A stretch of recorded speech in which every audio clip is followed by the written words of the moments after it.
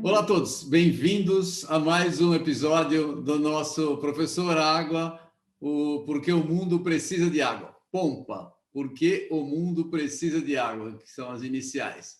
E nós trazemos sempre aqui pessoas que têm trabalhado, têm sua carreira dedicada ao meio ambiente e à água em particular, e que fazem desse um planeta mais habitável. Depende de você fazer sua parte também. Você vai ver como as pessoas têm trabalhado, como o trabalho é muito interessante.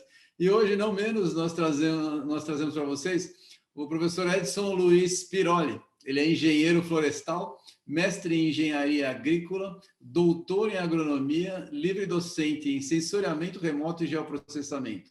Ele é professor e pesquisador em nível de graduação e pós-graduação em Geografia na Unesp, no campus de Ourinhos e Presidente Prudente. Olá, Edson, bem-vindo, é um prazer ter você aqui conosco. Por favor, conta um pouquinho para a gente da sua carreira, como é que um engenheiro florestal do Rio Grande do Sul chegou à Geografia de Ourinhos? Como é que está o seu sotaque? Você fala porta ou porta? Bem-vindo. Muito obrigado. Olá, Everton. Olá, Bruna. Olá, pessoas que vão nos assistir. Eu vim do Rio Grande do Sul há mais de 20 anos, né? Um engenheiro florestal formado pela Universidade Federal de Santa Maria, que vim fazer o meu doutorado na Unesp, em Botucatu.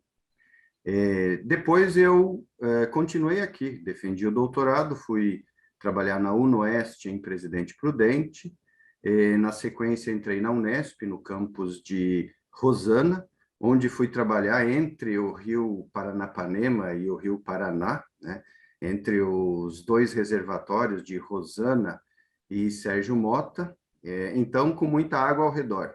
E aquilo começou a me despertar, né, o amor que eu tinha já pela água desde a infância, né? Então, em 2005, logo depois que entrei na Unesp, fui convidado para trabalhar na pós-graduação em Geografia, e em 2008 fui convidado para vir para Ourinhos, para o curso de graduação em Geografia. E desde então, comecei aqui no início de 2009, em Ourinhos, na Geografia, e desde então temos desenvolvido muitas pesquisas, né, com a aplicação de geotecnologias para o estudo de bacias hidrográficas, de recursos hídricos e de conservação dos recursos naturais e da natureza, porque temos observado que, ao longo dos últimos anos, os cuidados aparentemente têm reduzido e os riscos têm aumentado com a nossa água, né, que é fundamental para a nossa vida e, enfim, para todas as nossas atividades. Muito legal, muito legal. Conta para a gente um pouquinho sobre essas tecnologias, essas geotecnologias aplicadas à segurança hídrica. Você está trabalhando com geoprocessamento, sensoriamento remoto. Conta para a gente o que é isso, para as pessoas que não sabem exatamente o que você faz e para que serve. Por favor, se puder dar um esclarecimento para o público, seria ótimo. Muito bom. Sensoriamento remoto é basicamente a utilização de imagens obtidas por satélites para estudos, análises, avaliações da superfície da Terra, né, principalmente na linha que eu trabalho. E o geoprocessamento é a utilização dos aplicativos, né, de computador para processar essas informações e para a obtenção de mapas e outros produtos que nos tragam informações sobre a superfície da Terra e, no nosso caso específico, sobre as bacias hidrográficas. Então, nós temos desenvolvido pesquisas, principalmente com este recorte espacial, bacia hidrográfica, procurando identificar como está ocorrendo a ocupação do território dessas bacias, para entender as mudanças que acontecem e as consequências que estas mudanças trazem sobre os recursos hídricos. Então, a imagem de satélite processada no computador permite que eu visualize como era a ocupação do território de uma bacia há 10 anos atrás, há 20 anos atrás. Nós temos áreas em que temos fotografias aéreas que são das décadas de 1960, 1970. Então, nós conseguimos ter aí um histórico já bastante longo das últimas grandes transformações que têm ocorrido nas nossas bacias hidrográficas. Então, a síntese é que o geoprocessamento me oferece um potencial de uso muito grande dessas tecnologias para eu saber como era, como está, e até mesmo para simular como podem ficar as condições das bacias hidrográficas nos próximos anos e nas próximas décadas. E a gente já pode adiantar aqui que os dados obtidos eles são preocupantes, né? Vamos lá. Só para aproveitar essa sua resposta, só como é que essa visão, porque a gente, quando fala de imagem de satélite, a gente pensa na situação macro, a gente consegue enxergar, né, a vantagem do satélite é que a gente consegue enxergar o passado com uma visão macro e o presente, a gente consegue comparar. E como isso consegue ser ligado ao dia a dia das pessoas? O resultado do trabalho como forma prática? Bom, nós podemos fazer o monitoramento desde o desflorestamento de grandes áreas, né, até mesmo o monitoramento da arborização urbana, né, desde que nós façamos a escolha do sensor correto, né. Então, existem algumas técnicas de sensoriamento remoto que permitem o monitoramento diário, por exemplo, das frentes frias, né, das chuvas, enfim, das mudanças que vão ocorrendo com o tempo ao longo de um dia. E também podemos monitorar como ocorre a transformação no uso da terra em regiões inteiras, em países inteiros. E com dados um pouco de uma resolução espacial um pouco maior, conseguimos verificar se uma árvore foi cortada na semana passada, no mês passado, se ela nunca existiu ou se ela ainda está naquele lugar, né? Então, nós podemos, por exemplo, monitorar a ocupação das áreas de preservação permanente ao redor de nascentes, ao longo de rios, utilizando imagens de satélite. E na atualidade, inclusive, isso se popularizou muito, né, a partir de aplicativos como o Google Earth, onde as pessoas podem fazer a visualização na sua própria casa, né? Basta rolar num ícone que tem ali embaixo da tela e você consegue voltar, em alguns casos, até 20 anos atrás, né? Então, já é possível fazer este monitoramento, inclusive para fiscalização, né?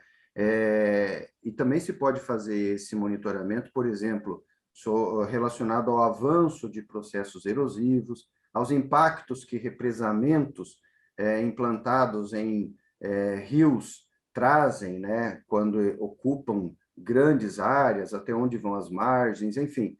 É um ferramental que oferece um grande número de possibilidades e não é à toa que tem se tornado muito relevante nas ciências que trabalham com a questão ambiental, não só nela, né, porque hoje mesmo a questão da saúde tem usado muito técnicas de geoprocessamento. Ao longo da pandemia, foram feitos muitos mapas, né, demonstrando como estava ocorrendo o avanço, depois como estava ocorrendo o retrocesso dos casos de Covid. Então, o sensoriamento remoto e o geoprocessamento, eles estão hoje intrínsecos no dia a dia das pessoas. Um outro exemplo, né?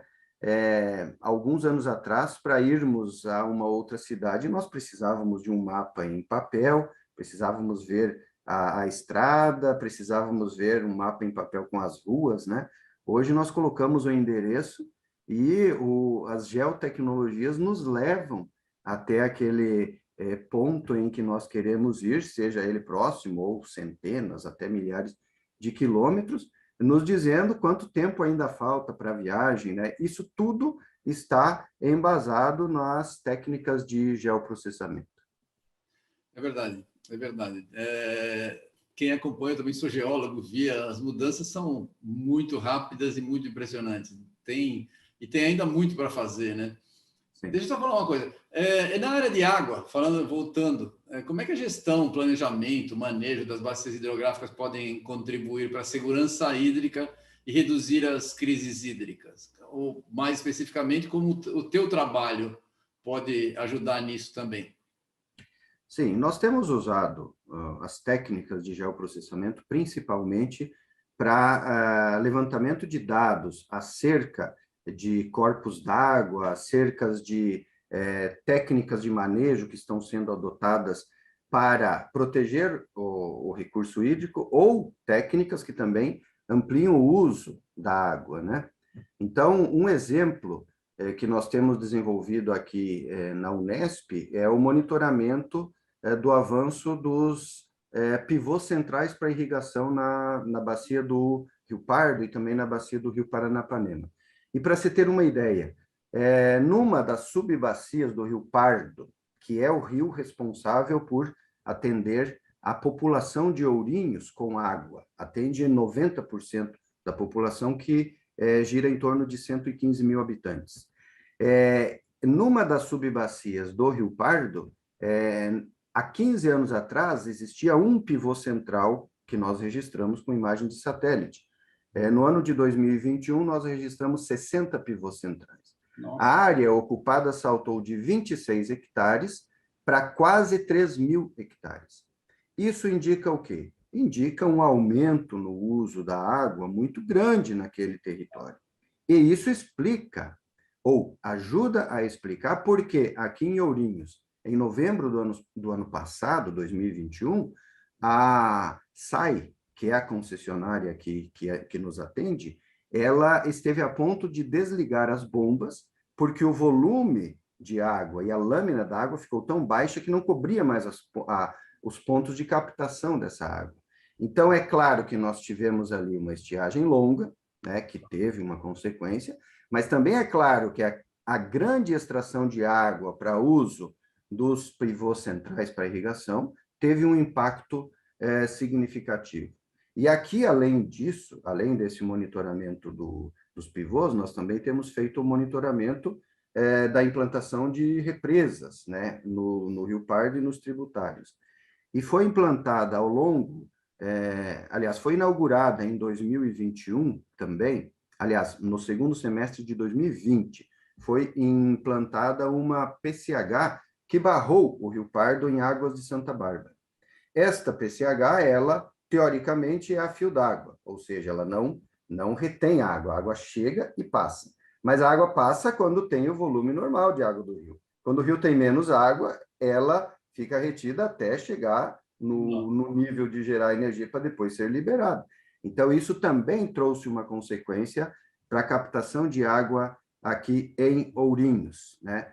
Então, temos aí 2 exemplos bem aplicados que nós estamos desenvolvendo agora com alunos, desde iniciação científica até de doutorado, com pesquisas aplicadas nesse tipo de análise.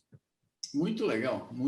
Gostei muito da história. Então, vocês que estão assistindo aí e têm interesse, dá uma olhada no material do professor Edson Piroli, vocês vão gostar. Um trabalho muito legal para ser feito. A gente precisa de muito mais trabalho desse tipo para todo o território nacional, para a gente poder aumentar a quantidade de dados. É um trabalho muito legal. Edson, muita gente já fala que a crise climática é uma crise hídrica, e você está mostrando fatos que confirmam isso, né? Qual a sua opinião sobre o cenário futuro? Vai piorar muito antes de melhorar? Tem salvação ou nós vamos morrer de sede todo mundo? Bom, eu tenho esperança que não venhamos a morrer de sede, né?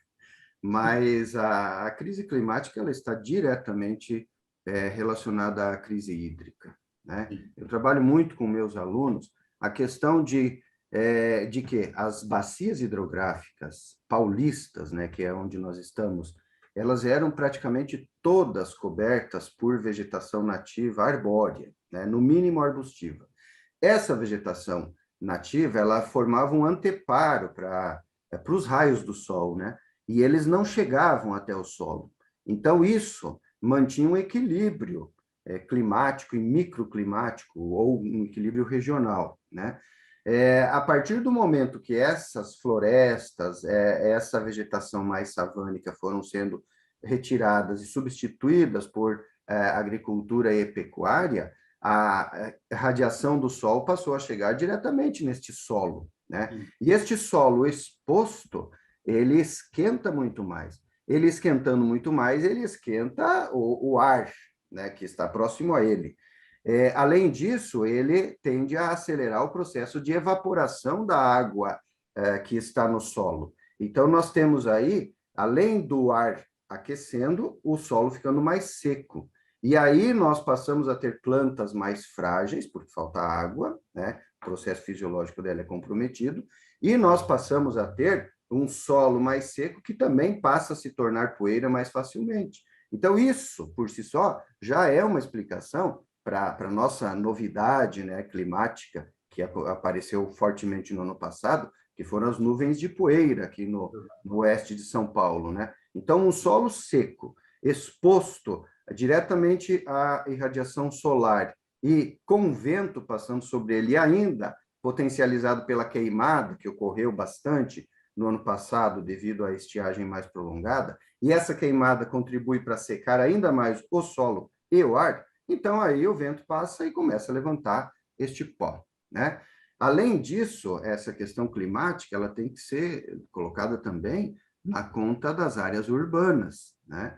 Porque as nossas áreas urbanas, elas aumentaram muito nos últimos anos. Temos aí algumas regiões com áreas urbanas aí atingindo centenas de quilômetros quadrados, né? E algumas já se interligando.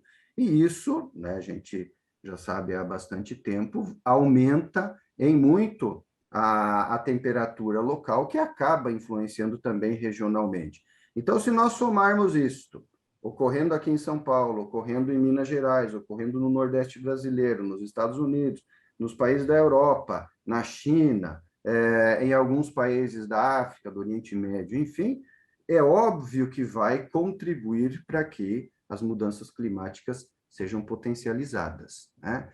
Mas, neste contexto todo, eu tenho a expectativa que nós possamos ainda reverter este processo. E a chave é só voltar ao que foi falado, né? Vamos recuperar parte da vegetação nativa. Obviamente, nós não somos ingênuos a ponto de pensar que se transformarmos o estado de São Paulo de novo numa floresta, nós vamos conseguir manter o modelo de vida que temos e reverter o processo. Mas existem inúmeras técnicas que eu posso falar na sequência de manejo do solo, da água, da vegetação, do patrimônio natural e ambiental que reduzem o aumento da temperatura e que localmente podem melhorar as condições, tanto em áreas rurais quanto em áreas urbanas. E se nós aqui revertermos, é o mesmo caminho, revertemos aqui em Minas Gerais, no Nordeste, na Europa, enfim, e podemos ter uma expectativa melhor. A água, ela está num ciclo, né? Então, se nós agirmos de maneira a proteger este ciclo e a respeitarmos as diferentes fases do ciclo, nós conseguimos recuperá-lo. Eu tenho grande esperança nisso. É claro que o processo de degradação já tem décadas. Então, a gente terá que ser um pouco mais ágil no processo de recuperação para não demorar demais e o planeta se desestruturar de vez, né? Muito legal, muito legal. Adorei sua explicação. É verdade. Quando você estava falando, me parece um filme na cabeça a história da poeira, que eu vi a poeira vermelha no oeste de São Paulo. Ela assusta, porque ela chega a lembrar a tempestade de areia do deserto, né? A cor, claro, a dimensão é muito mais reduzida, mas ainda assim é um indicativo, né, do problema que a gente tá brincando com coisa séria, vamos dizer assim, né? Vamos falar, você é autor do livro Água por uma Nova Relação. Fala um pouco desse livro para o público, a gente vai colocar a capa do livro aqui para as pessoas verem, né? Qual é a sua relação com a água? Conta para a gente aí, se puder. Isso aí eu acho que talvez dá uma sequência para o que você vinha falando antes, você poder aprofundar um pouco mais, por favor. Bom, eu vou começar então com a relação com a água, né? Eu nasci no interior do Rio Grande do Sul. A casa dos meus pais era um sítio 300 ou 400 metros de um rio chamado Rio do Peixe, que depois passa a ser chamado de Rio Pirassucê, que é um tributário da margem esquerda do Rio Uruguai, né? E próximo a 1.000 metros tinha um outro corpo d'água, que no sul se chama de Sanga, né? E como era pequeno, um córrego, nós chamávamos de Sanguinha. E, além disso, no sítio, principalmente no sítio do meu avô, tinha açudes, né? Então, alguns dos melhores momentos que nós passávamos enquanto criança era junto ao açude, nadando, pescando, brincando, junto à Sanguinha, também ao Rio do Peixe, né? Onde ia pescar com meu pai, né? Com o avô, com tios, primos, enfim, né? Então, isso sempre me manteve muito próximo da questão da água. Posteriormente, quando eu tinha 10 ou 11 anos, eu participei de uma expedição da comunidade em que eu vivia para visita a uma outra comunidade que seria alagada por um reservatório para geração de energia elétrica, né? E aquilo me marcou muito, porque as pessoas estavam se despedindo da igreja, do campo de futebol, das casas, dos sítios, dos túmulos dos antepassados deles, e foi algo que me chamou muita atenção, né? E isso eu esqueci, eu só fui lembrar quando eu fui buscar a explicação de por que eu me envolvia tanto com a preservação do Rio Pardo e por que eu era tão contrário à implantação de PCHs aqui no Rio Pardo, que nos atende em Ourinhos. E eu lembrei dessa história, né? Porque no caso aqui do Rio Pardo, a energia elétrica que seria gerada seria ínfima, né? Fizemos cálculos aqui, seria 0,04% do que se gera no Brasil. Então, quer dizer, com uma boa economia, nós chegaríamos aí a 5% de redução no gasto de energia. Então, não precisa destruir rios, ecossistemas, para você gerar energia. Sobretudo nesse momento em que já dominamos técnicas de geração de energia fotovoltaica, eólica, maré motriz, da biomassa, enfim, né? Então, neste contexto todo, a relação com a água, ela tem sido bastante próxima, né? Embora estude a questão do sensoriamento remoto, geoprocessamento, sempre voltado para a água, né? E o que eu comecei a observar, principalmente ao longo dos últimos anos, é que os nossos alunos chegam cada vez menos preparados para tratar da questão da água, né? Então, quando nós perguntamos para um aluno qual é o nome do córrego que passa no fundo de vale, na rua ou onde você mora, a maior parte não sabe. Aí começamos a dar palestra, aliás, damos palestra, começamos a observar que alunos dos diversos níveis também não sabem, inclusive alunos de pós-graduação. E começamos a perguntar e ter respostas como a água vem da SAI, no caso de Ourinhos, né? Chegando àquela coisa da água vem da torneira, né? E para onde ela vai? Ela vai para os canos, né? Ela vai para o ralo, ela vai pelo vaso sanitário. E depois?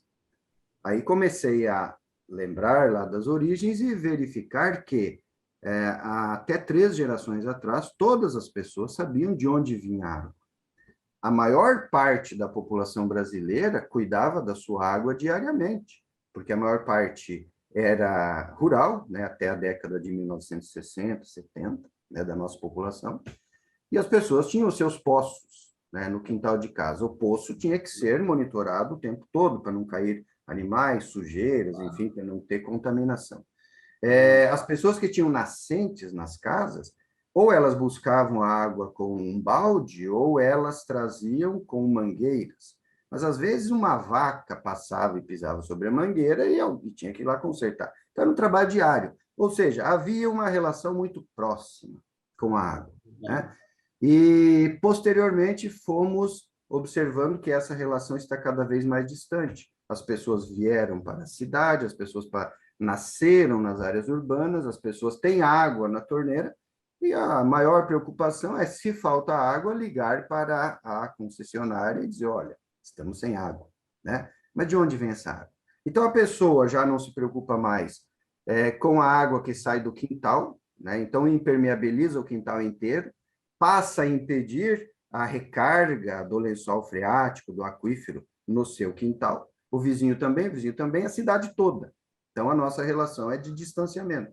Aí a pessoa corta a árvore que tinha no quintal e até na calçada e fala, mas isso daqui só está me dando trabalho. Desconsidera que essa árvore tem um papel crucial no ciclo da água, além de outros papéis, né? Tá. Então, essa relação de distanciamento, ela tem aumentado, e a ideia do livro, uma ideia muito singela, é de trazer uma reflexão aí às pessoas, né? Aos alunos, às pessoas que o lerem. Por quê?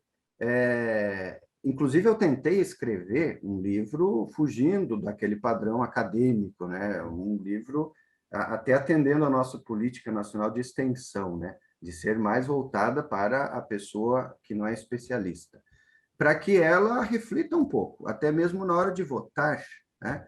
Porque nós temos visto que o setor político, os nossos representantes, de uma maneira geral, também tem muito pouca aproximação com a água. Nós fazemos parte dos comitês de bacia hidrográfica, aqui do Médio Paranapanema, do Comitê Federal do Paranapanema, acompanhamos isso há tempos, e vemos que muitas vezes as pessoas chegam no comitê até com boa vontade, mas com muito pouco conhecimento. E quando a gente faz, por exemplo, uma audiência pública na Câmara de Vereadores, nós fizemos em Ourinhos, em Santa Cruz do Rio Pardo, para tratar do problema da falta d'água que as populações urbanas estavam tendo por conta do problema de manejo na bacia hidrográfica do Rio Pardo, a participação dos representantes da população, dos vereadores, ela fica aquém de um terço, né? Sem o político, não só vereador, mas nos diversos níveis, se dar conta que ele é água. Nós somos água. 70% mais do nosso peso é água. Sem água, nós não sobrevivemos 3 dias. E mesmo assim, a pessoa está lá dizendo que se preocupa com todos os problemas da cidade, do estado, do país e do mundo, do planeta, inclusive, mas não vai num evento para tratar da questão da água. Então, o que a gente verifica é que a relação tem sido mesmo de distanciamento. E a ideia, então, para sintetizar do livro, é tentar chamar atenção para isso e falar, olha, nós somos água, nós precisamos estar junto com a água, nós fazemos parte, inclusive, do ciclo hidrológico, né? A água entra em nós, a água sai de nós e ela segue seu caminho, né? Todo dia. Muito legal, muito legal. Tem muita, eu vejo, sinergia com o trabalho que a gente está fazendo no Instituto Água Sustentável.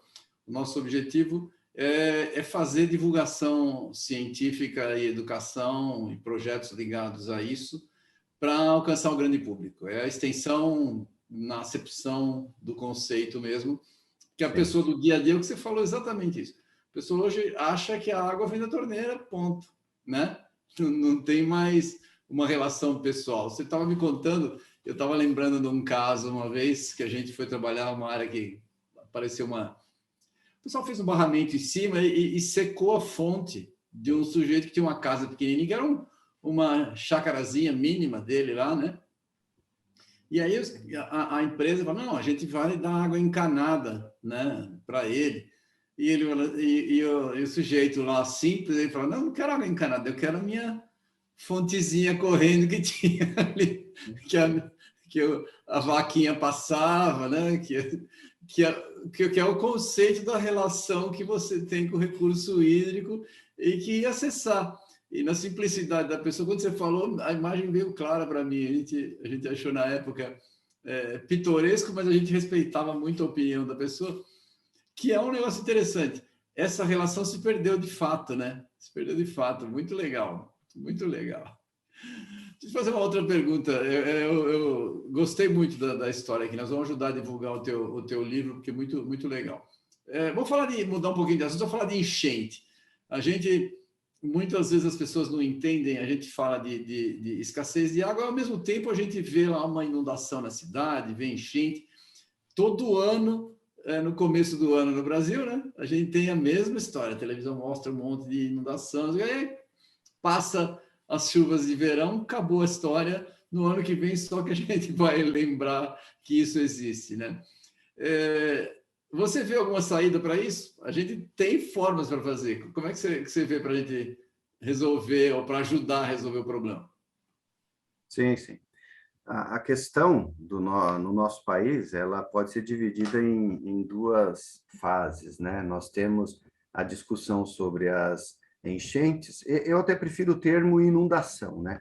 Tecnicamente, a enchente é aquele período que está enchendo, a inundação é quando realmente atinge as estruturas e tal.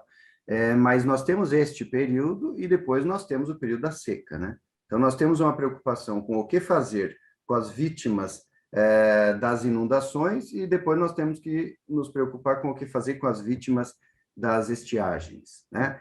A Então, vítima da água de mais e depois as vítimas da água de menos, né? sim, sim. E o nosso país ele também é bastante democrático, né? Porque a gente fala aqui no centro-sul, principalmente sudeste, né? As nossas chuvas se concentram no verão, né? Principalmente no início do ano. Mas nós temos regiões do Nordeste que essas chuvas vão se concentrar lá em junho, julho, no Rio Grande do Sul também um pouco, né? Então a gente tem esses problemas espalhados ao longo do país e ao longo do ano, né? As nossas estiagens também elas ficam nos rondando. Quase todo ano nós temos uma região que está sofrendo com esse problema.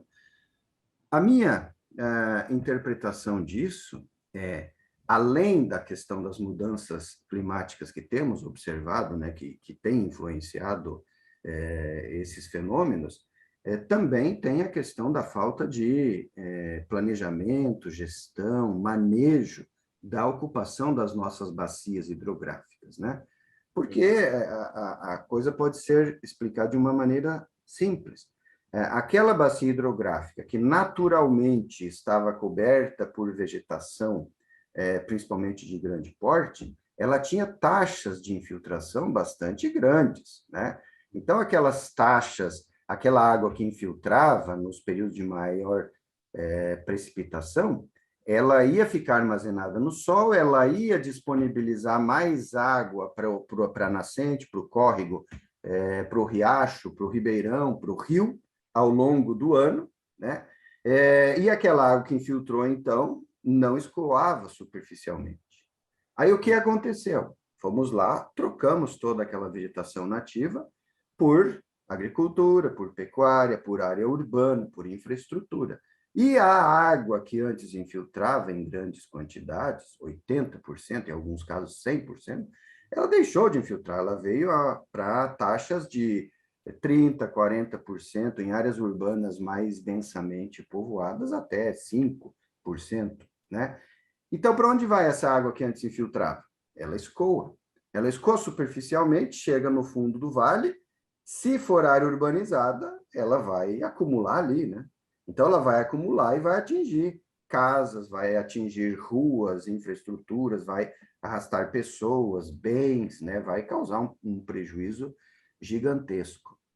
Então, aí é o grande problema da enchente, da inundação. E qual é a consequência secundária da enchente e da inundação?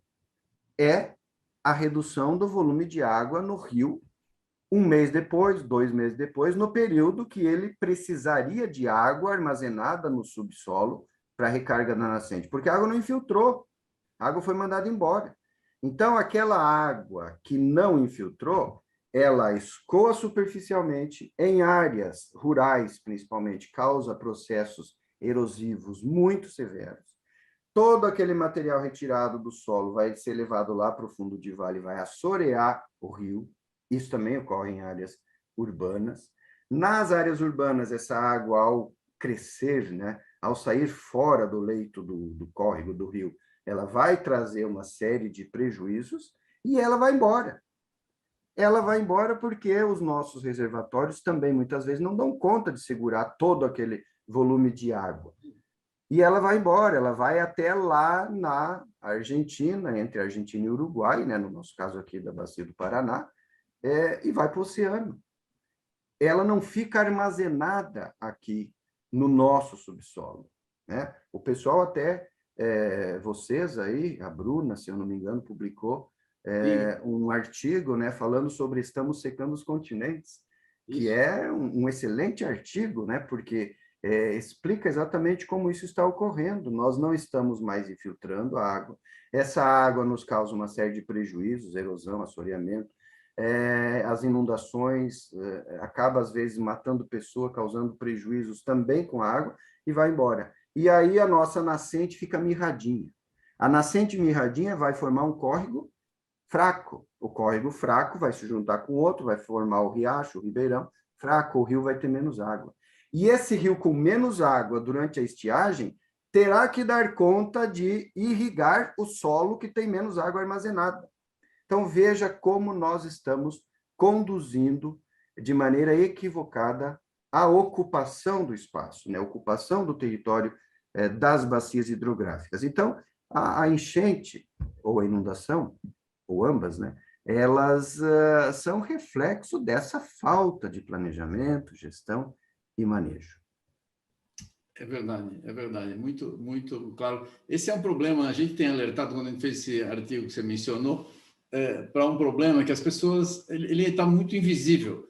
Só os técnicos especializados conseguem enxergar, e muita gente da área de água não enxerga isso também, né? Porque estão preocupados com distribuição de água, captação, e não com um balanço global da distribuição de água no planeta, que vai faltar, vai faltar. A gente já está vendo isso daí, ou a gente aumenta a recarga, e nós não vamos conseguir, como você mencionou, ter a quantidade de árvores que a gente tinha antes. Nós vamos ter que fazer isso artificialmente. Vai ter que ter investimento mundial. A economia de água vai mudar. É isso que a gente está tentando alertar. Vai ter que ter um preço para isso, porque nós vamos ter que pagar pela conta. Nós vamos ter que armazenar água. Não vai ter? E eu queria chamar a atenção aqui que esse armazenamento, ele não é eficiente se ele for superficial. Ele é Claro. rápido, né? Mas Isso. ele precisa ser no ciclo da água, no solo, no subsolo, nos aquíferos mais Exatamente. profundos, porque a água no reservatório, né, na represa, ela evapora. Ela evapora em taxas muito altas na nossa região, sobretudo em períodos mais secos, né? Então, aparentemente, está guardando água, né? Então o pessoal fica feliz, olha, vamos aumentar, fazer mais um reservatório. Mas ele não é eficiente, é preciso ir além, né? Ou seja, e também não alimenta a ecologia, porque se você não tem realimentação dos rios, como é que você vai fazer com que a vegetação continue exuberante? É o que você falou, você vai ter que colocar mais água no solo, que vai ficar mais seco, né? Ou seja, estamos num círculo vicioso, tem que mudar isso para um círculo virtuoso. Muito legal, gostei muito das suas explicações aí, tá muito, como eu falei, muito afim com o que a gente está fazendo, muito legal. A gente trabalha para falar para as comunidades, para especialistas, inclusive jovens e crianças, que é um pouco difícil para nós super especializados, né? A gente fala muito com jargão, tende a dificultar, mas a gente está no Instituto trabalhando com isso. Você tem alguma sugestão de como a gente fazer para esse tema chegar a todos? Você tem trabalhado com isso? Como a gente pode fazer para tentar fazer a comunicação ficar mais fácil e mais simples para as pessoas? A gente tem um monte de produtos, não sei se você está acompanhando o nosso trabalho, grande parte disso daí a gente tem que dar um agradecimento a você por ter contribuído na formação da Bruna, que ajuda muito, que é excelente na área, né? E a gente tem lá os produtos, os vídeos infantis, material para tentar alcançar adolescente, a gente tem pessoas entrevistadas como você, que fala para um público já de melhor formação, né? Se tem alguma sugestão para a gente trabalhar, como é que a gente pode ajudar a divulgar o seu trabalho, que é um trabalho que tem muita sinergia com o que a gente faz? Sim, eu tenho acompanhado o trabalho de vocês. Existem alguns sites também, né, que é exemplo do seu, do de vocês, ele traz esse tipo de abordagem, né, que é muito importante. Nós temos buscado levar esse conhecimento até as escolas, né, até os jovens, mas isso de uma maneira que ainda não atinge a todas as pessoas, né? Temos uma proposta aqui na Bacia do Rio Pardo, é a primeira, um conjunto de 26 propostas para reversão do processo de redução da água. A primeira delas é a inserção do tema água e bacia hidrográfica do Rio Pardo nas escolas localizadas no território da bacia. Qual é a ideia de se trabalhar com esse enfoque? A pessoa voltar a se aproximar da água, né? Então, de onde vem a água que eu bebo?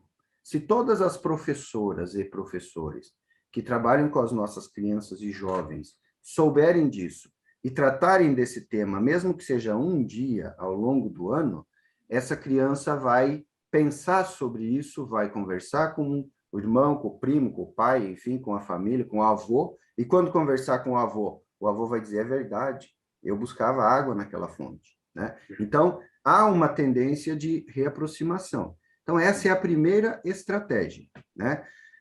Aproveitamos todas as oportunidades que temos para falar, né, com a comunidade. Também temos aqui um canal, né, que é o Kipa Inco, onde colocamos alguns vídeos, né, alguns filmes, algumas explicações, né? Então, essas têm sido as estratégias, né? No livro, eu coloco também a ideia de trabalharmos com associações, as mais diversas, né? É preciso que as pessoas comecem a se convencer. Então, pode ser no sindicato, pode ser na igreja, seja da religião que for, né?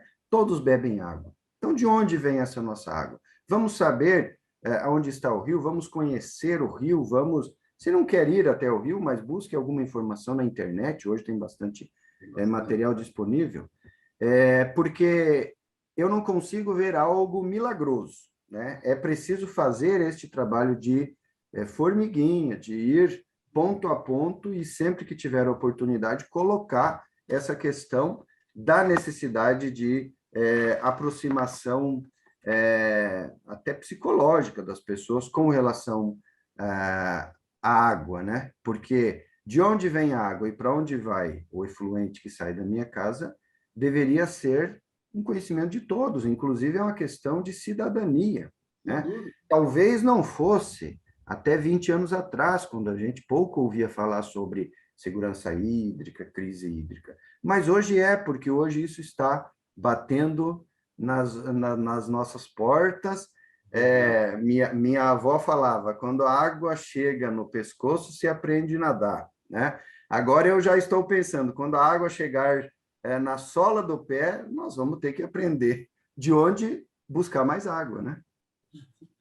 É verdade, é verdade. Gostei bastante das suas explicações. A gente tem bastante afinidade, como eu falei. A gente vai divulgar ao longo do vídeo, conforme você mencionou, a gente já vai colocar todos os links para as pessoas buscarem o material que vocês produzem. Se quiserem ajudar a passar outras sugestões, vão ser sempre bem-vindas. O trabalho é o que você mencionou mesmo.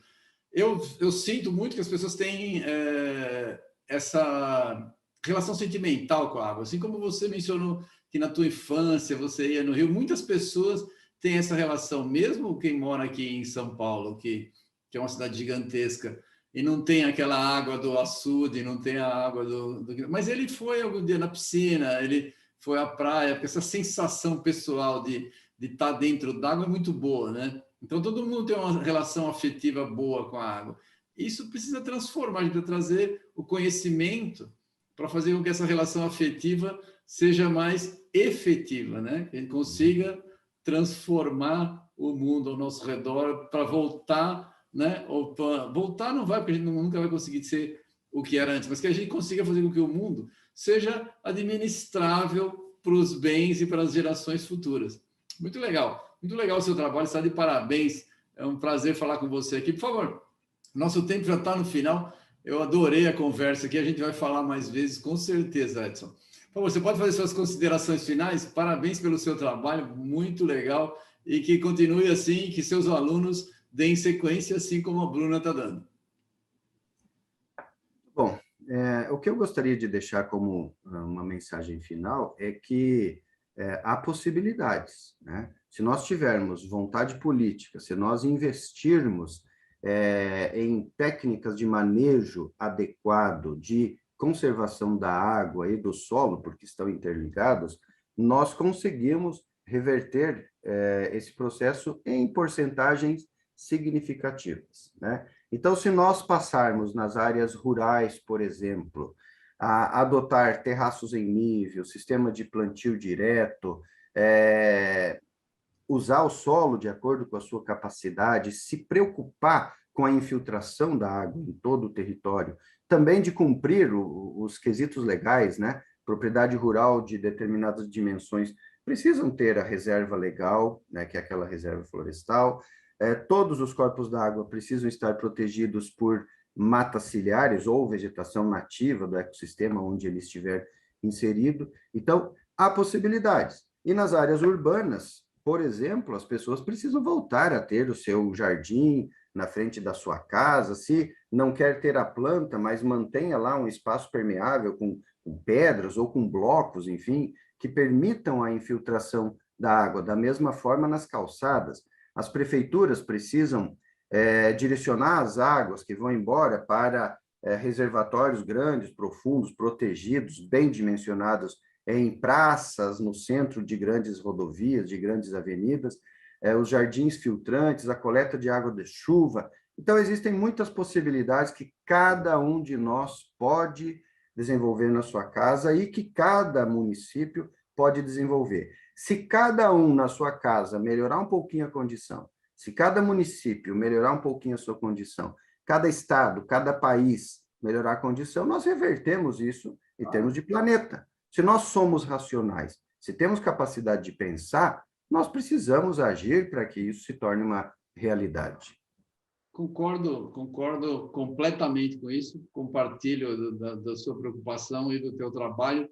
Parabéns novamente pelo excelente trabalho que você está fazendo, Edson, muito legal. A gente vai ajudar a divulgar e vamos continuar próximo. Por favor, vocês que estão nos assistindo, cliquem lá no material do Edson, estudem água, falem para os seus amigos, distribuam esse conhecimento. Falar de água é importante, falar de como a água funciona é extremamente importante. Você está vendo a paixão que o Edson transmite para a gente? É essa informação que faz as pessoas se ligarem e se interessarem. A informação hoje está muito fácil na internet. O duro é você absorver. Você fica só vendo videozinho que não ensina, a gente tem que ver coisas que nos fazem melhorar o nosso planeta. E o trabalho do Edson é um exemplo excepcional disso daí. Parabéns, muito obrigado, Edson. Obrigado por ter participado aqui conosco. Obrigado pela oportunidade, foi um prazer. Prazer foi meu.